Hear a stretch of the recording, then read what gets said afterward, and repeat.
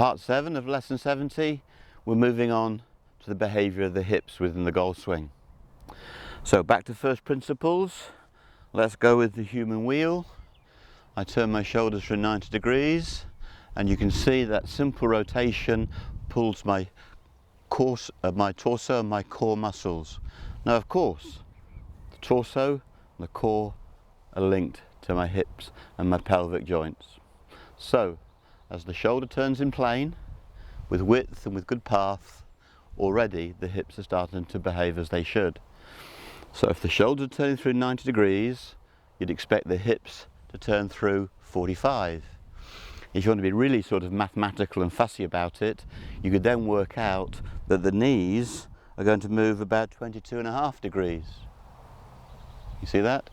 You turn the shoulder to 90, it gives you 45 hips and 22.5. Well, forget the half, I'll give it to you for free.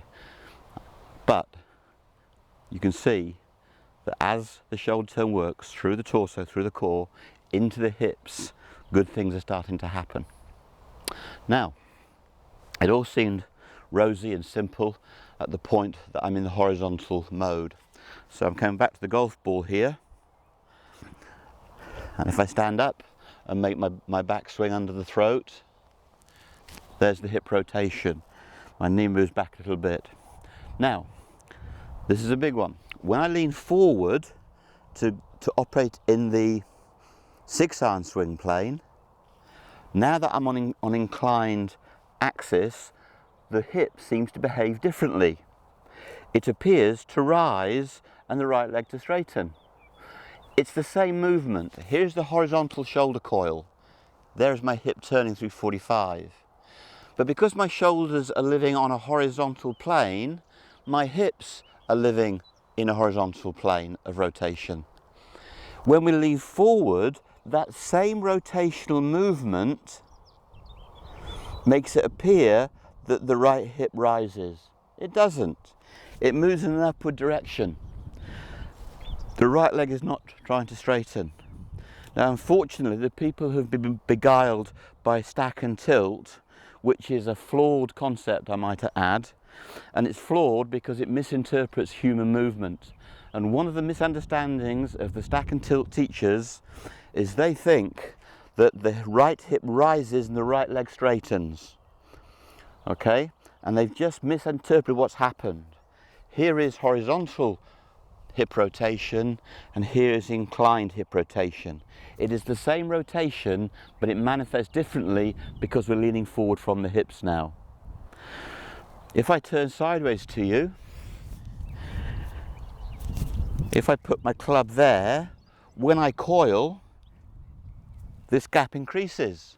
And again, the stack and tilt people think that not only has the right hip risen, leg straightened, thinks that there's a movement towards the left foot. Absolute disaster. The pressure plates that they measure people's foot action, like with Paul Hurrian, who does a great work on that, can tell you that's not what happens in the great players. So you can see where the stack and tilt boys get confused. They see the right hip appearing to lift and the right leg to straighten.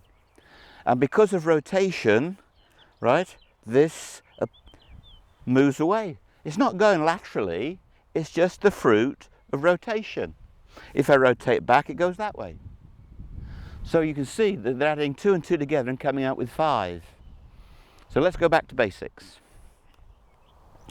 Here's the pre-shot routine. If I load the shoulder under my throat, check out my hip action, 45 degrees. The right knee has moved back a bit, but is still basically flexed.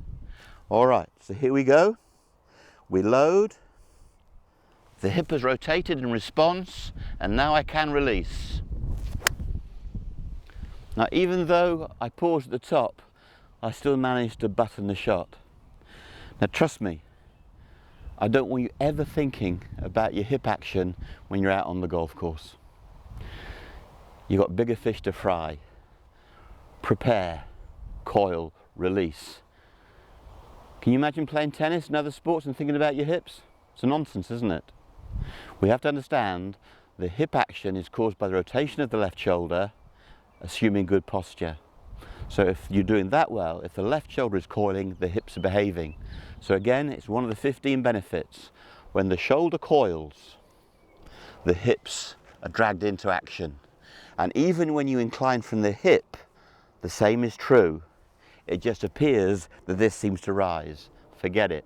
It's rotating on an inclined plane.